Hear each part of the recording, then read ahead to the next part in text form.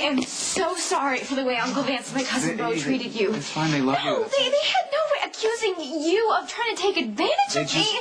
I mean, that's it. They don't want to see you taken advantage of. No, but I was the one who asked you to marry me. And as for Aunt Raylene's dying wish, please, I'll explain to her that it was just going to be a marriage of convenience. Oh. No, it's not. Despite what anyone may think, I know that your offer to marry me came from a sincere desire to help. Did people say that I was trying to trick you? It doesn't matter, Nadine. Oh, turkey vultures circling for roadkill. That's what Aunt Raylene would say, but she'd say I shouldn't let it bother me. She'd be right. I never doubted your motives even for a second. Well, that's all that matters to me. I was incredibly moved by your offer. I really was. But because I didn't want to hurt you or insult you, I didn't make myself clear. But we're not getting married. What about your immigration issues? I'm confident that my attorneys will work things out so I can stay in the U.S. But if they can't, then I'll just have to leave. But I won't marry someone just to get around citizenship requirements. And I don't want to take advantage of your friendship or the real connection that we're trying to build with each other. I did it again. Made the whole thing up in my head and blew things out of proportion. No, look, you're wonderful and generous, and I thank you for that, but I need to know you understand. Oh, I can be pretty thick, but believe me, I read you loud and clear. We will not be getting married.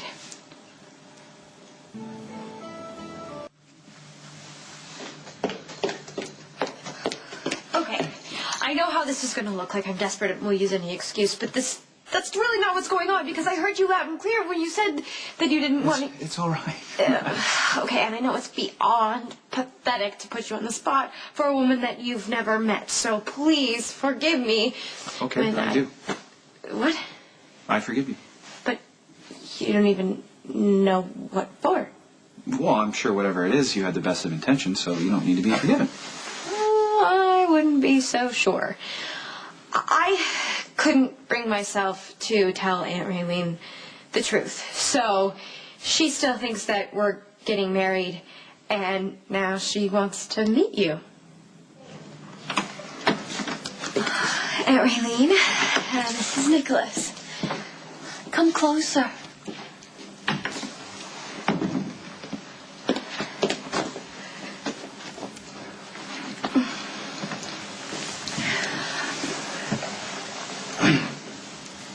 I've told Aunt Raylene all about you.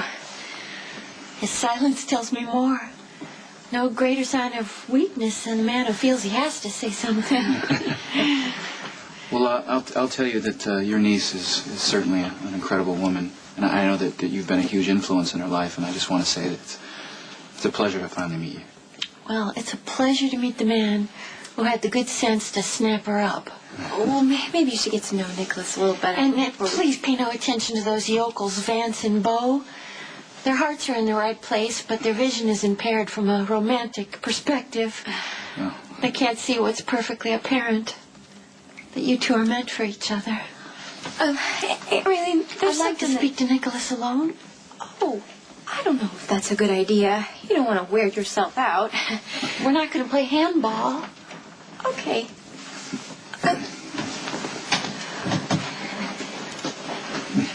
You don't have to do this. All right. And I won't bite. Okay.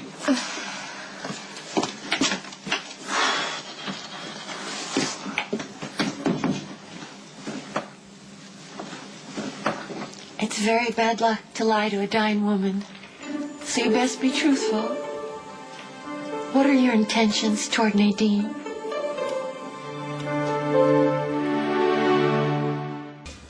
Nadine saved my life. See, she kept me going when I'd given up all hope. I care for her very deeply. I noticed you didn't use the word love. Yes. Right. Well, my wife, I mean, she passed. I loved her very much. And I'm just not sure if I'm ready to, or if I'll ever be ready to meet love again, you know? But I want you to know, I don't take Nadine or her feelings for me lightly. I will always honor and respect her. You're a real heartbreaker, aren't you? Not in the bad sense. Not some love 'em and leave 'em jerk. Nadine could never love someone like that. But she could love a man. A wonderful man. Who, for whatever reason, could not love her back. Honestly, I don't know what's going to happen between me and Nadine. If we knew what was going to happen, cradle to grave, what would be the point of living? One of the great blessings is that we don't know the future. We just have to hope for the best. But be careful with Nadine. Her heart has been broken before. And her way of dealing with it is to take my example. Which is what? To stay cheerful. To throw herself into plans and activities. Which is a lot better than sitting around staring at your problems.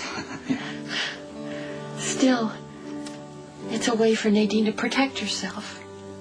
And if she got hurt that way again, I don't know if she would bounce back.